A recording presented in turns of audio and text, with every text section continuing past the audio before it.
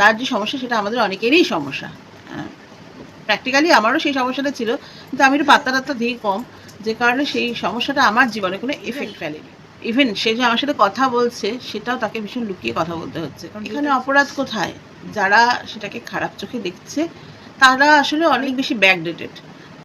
তারা তো সেটা বোঝার মতন তাদের সেই ক্ষমতা বা কি বলবো সেই জ্ঞানটা নেই, তাই তারা অর্বাচীনের মতন। আরও একটা নতুন দিন, নতুন সকাল। আর মিমি তো আজকে লাস্ট স্কুল, আর কালকে অনেক রাত অবধি মিমি জেগেছিল, প্রায় 2:30টে। মিমি একা নয়, আমিও মিমির সাথে ওই অত রাত অবধি জেগেছিলাম।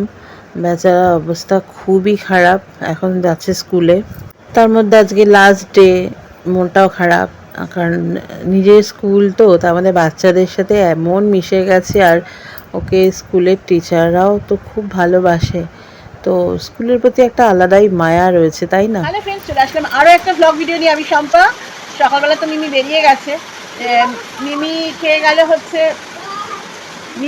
হচ্ছে রুটি দিয়ে সুজি দিয়ে। গতকাল রাত্রের রুটির সাথে সুজি করেছিলাম। মিমি তরকারি খেতে চাইছিল না বলে সুজি মানে দুধ টুধ দিয়ে খুব সুন্দর করে সুজি করেছিলাম, খুব ভালো গিয়েছিল। তো ওটা দিয়ে রুটি খেয়ে গেল সকালে। আর আমি দেখো বসেছি চা রুটি নিয়ে। অনেকদিন মানে রুটি দিয়ে চা দিয়ে খাচ্ছি, বেশ ভালো লাগছে আমার না। সকাল থেকে এখানে চোখ চুলকাচ্ছে, ভালো করে চোখ ধুয়েছি তাও চোখ চুলকাচ্ছে ভীষণভাবে। বৃষ্টি নামলো খুব জোর, দেখো, দেখছো বৃষ্টি নামছে। তো চলো খেয়ে নিই পরে ফিরে আসছি। তো বন্ধুরা, আগের দিন সে যে কাচকি মাছ এনেছিলাম, তোমরা দেখেছিলে, কাচকি মাছের ঝাল করেছিলাম। তো অর্ধেকটা মাছ রেখে দিয়েছিলাম, তো আজকে আবার করছি। আজকে কাচকি মাছটা একটু সামান্য আলু দিয়েছি, আগের দিন তো আলু ছাড়া করেছিলাম। আর ওই যে দেখো মশলাটা দিয়ে দিলাম। মশলা বিশেষ কিছু না, টমেটো, কাঁচা লঙ্কা, লঙ্কার গুঁড়ো আর হলুদ গুঁড়ো।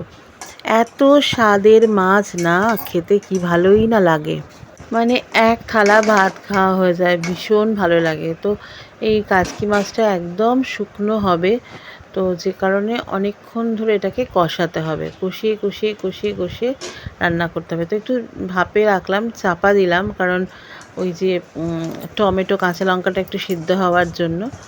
তো দেখো এটা একদম শুকিয়ে, জল শুকিয়ে গেছে, দেখেই লোভ লাগছে, তাই না বলো? আর এদিকে ভাত বসিয়ে দিয়েছি। আর এত টেস্টি মাছ মানে কি বলবো, ভীষণ ভালো লাগে খেতে। তো এই মাছটা না সবসময় পাওয়া যায় না, মাঝে মাঝে পাওয়া যায় বাজারে। তো আমরা না এরকম একটু ঝালের মাছ খেতে ভালোবাসি, মানে এরকম একটু স্বাদের মাছ সবাই ভালোবাসে। তো চলো দেখে নাও আজকে কি কি রান্না হলো। এই যে ভাত হয়েছে, আর এখানে মুসুরির ডাল করেছি, আর ওইদিকে দেখো আলু ঢ্যাঁড়স ভাজা করেছি, আর এই যে কাচকি মাছের ঝাল। এত টেস্টি না, আমার তো খিদেই পেয়ে গেছে। তো চলো খেয়ে নেওয়া যাক। চাই করো, চা আর কফি একসাথে মিশিয়ে চাফি। মিমি চাফি বানাতে গেল। কালকে রাত 2:30-এর পরে শুয়েছি, প্রচুর কলেজের লেখা। ওদের এবারে যে অ্যাসাইনমেন্টটা জমা দিতে হবে হাতে লিখে, সে এত লেখা লিখে মানে লেখা লেখা কমপ্লিট করতে করতে 2:30 বেজে গেছে। তারপরে ঘুমিয়েছি। তারপরে সকালেও, আজকে তো লাস্ট ডে ছিল স্কুলের, এসে এতক্ষণ ঘুমালো। বললো আমি বানাবো চা। এখন বলছে চা আর কফি বানাবে, চা মানে চা আর কফি মিশিয়ে চাফি বানাবে।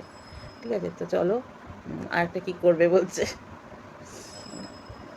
দেখা যাক কী করে। ঠিক আছে, চা না খেলে আমি এখন পড়বো। আবার আজকেও এরকম রাত 2:30-3টে অব্দি লেখা চলবে। আমি জানি না কী করবে। এটা কী বানিয়েছিস? দেখো কী বানিয়েছে যে, কী বানিয়েছিস এটা? রুটি, সকালের রুটিটাকে কুচো কুচো করে। মাথায় বুদ্ধি দেখো, সকালে সে একটা রুটি ছিল, সেই রুটিটাকে কুচিয়ে তেল দিয়ে ছাঁকা তেলে ভেজেছে। ফাটাফাটি হয়েছে।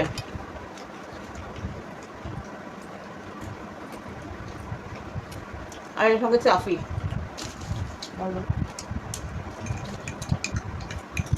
আমার কপালে এত দুঃখ, আমি কালকে 2:30 অবধি লিখেছি, এখন আবার লিখতে হবে। দেখা বন্ধুরা, না খাও না, আমার তো দেখা যাবে। রাত্রি 2:30 অব্দি ওর সাথে আমি দেখি কালকে, জানো, খুবই টেস্টি। রুটিটাকে কুচিয়ে ছাঁকা তেলে ভেজেছে। টাটা। খুব ঝনঝন করছে না? এই আওয়াজটা আমার অ্যাকচুয়ালি খুব ভালো লাগে। এখানে সামনে নিয়ে গিয়ে দেবেন এরকম এরকম। আমার মেয়ে আমাকে দেখিয়ে দিচ্ছে সামনে গিয়ে এরকম করতে।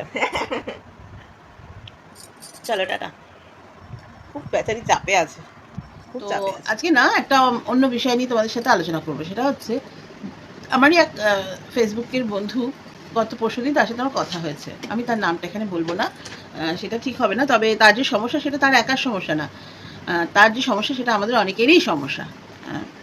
প্র্যাকটিক্যালি আমারও সেই সমস্যাটা ছিল, কিন্তু আমি একটু পাত্তা টাত্তা দিই কম, যে কারণে সেই সমস্যাটা আমার জীবনে কোনো এফেক্ট ফেলেনি।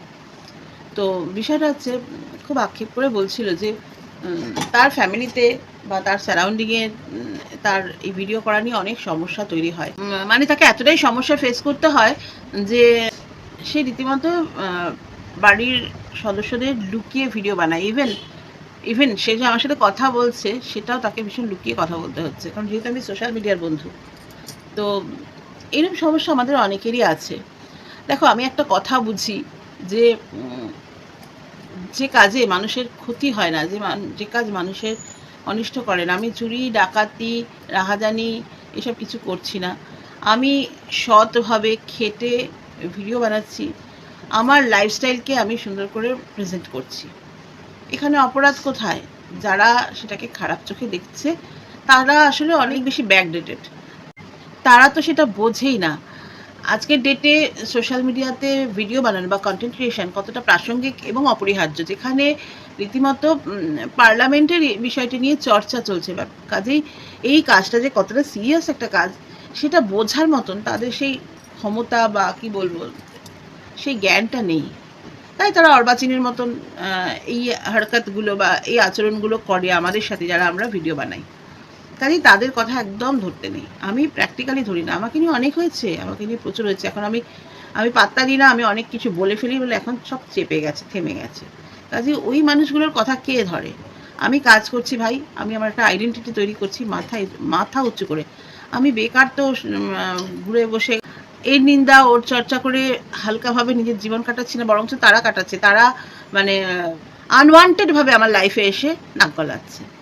তো তাদের কথা কে শোনে? তাদের কথা কে পাত্তা দেয়? আমার মনে হয় না, আমার যদি সেই গার্ডস থাকে, আমার মনে হয় না আমি কারোর কথা শুনবো। আমি কাজ করছি, আমার কাজে যে ব্যাঘাত ঘটবে তাকে আমি লাইফ থেকে জাস্ট কেটে দেবো। হ্যাঁ, আমি তাকে ঝগড়া করবো না, বাট সে বুঝতে পারবে তাকে আমি এন্টারটেন করছি না। তো এটা আমি একজন বন্ধু হিসেবে বললাম। যাদের এই সমস্যা তাদের মনে হয়, তারা যদি মনে করে যে আমি লাইফে কিছু করব, এখান থেকে নিজের পায়ে দাঁড়াবো, ভাবো তো যে কোভিডের পর কত ফ্যামিলি শুধুমাত্র কন্টেন্ট ক্রিয়েশন করে আজকে একটা বড় জায়গায় গেছে। এবং আমাদের আশেপাশে যারা এই সমস্ত কথাবার্তা বলে বেড়ায়, মানে তারা আর্থিকভাবে হয়তো অনেকটাই উন্নত, কিন্তু তারা মানুষের জন্য একটু কিছু করতে গেলে তাদের দেখে প্রাণ ফেটে যায়। কিন্তু আমার দেখা এই সোশ্যাল মিডিয়াতে অতি দরিদ্র, অতি একদম খুবই খারাপ অবস্থা, যাদের হয়তো প্লাস্টিক টাঙিয়ে থাকার মতন বাড়ি ছিল বা টিনের একটা ভাঙা ঘর ছিল, তারা সোশ্যাল মিডিয়া থেকে এত হিউজ ইনকাম করছে। এবং সেই ইনকাম শুধু নিজের কাজে নয়, বহু মানুষের জন্য, গরিব মানুষের জন্য, অসহায় মানুষের জন্য সেই টাকা খরচা করছে। তারা একটা কিন্তু সমাজে বড় দায়িত্ব, বড় একটা দায়িত্ব পালন করছে সমাজের ক্ষেত্রে। তো এরপর কি বলার আছে? এদের কথার আমি জবাব দেবো না, এদের কথা আমি পাত্তা দেবো? কাজেই বন্ধু, তোমাদের বলবো এবং যিনি বলছিলেন তাকে বলবো যে এইসব কথা একদম মন ভেঙে ফেলো না। নিজের আইডেন্টিটি তৈরি করো। যখন দেখবে হাতে পয়সা আসবে না, তখন দেখবে মানুষ সব ভুলে যাবে, তখন দেখবে ওরাই এসে তোমাকে তেল দিচ্ছে। এটাই নিয়ম, বুঝেছো? তো কাজে ওইসব কথা একদম গুরুত্ব দিও না। আমি তোমাদের বলবো নিজের কাজ করে। আমি মনে করি আমাদের মেয়েদের নিজেদের আইডেন্টিটি তৈরি করাটা ভীষণ প্রয়োজন। তুমি পয়সা রোজগার করছো সেটা বড় কথা নয়, তুমি যে এত বড় একটা চেষ্টা করছো সেটাই অনেক সম্মানের। তুমি নিজের কাছে নিজে অনেক সম্মানের সাথে থাকবে। এন্ড অফ দ্য ডে যখন তুমি আয়নার সামনে দাঁড়াবে, নিজেকে দেখে নিজেরই ভালো লাগবে, সেলফ রেসপেক্ট বাড়বে।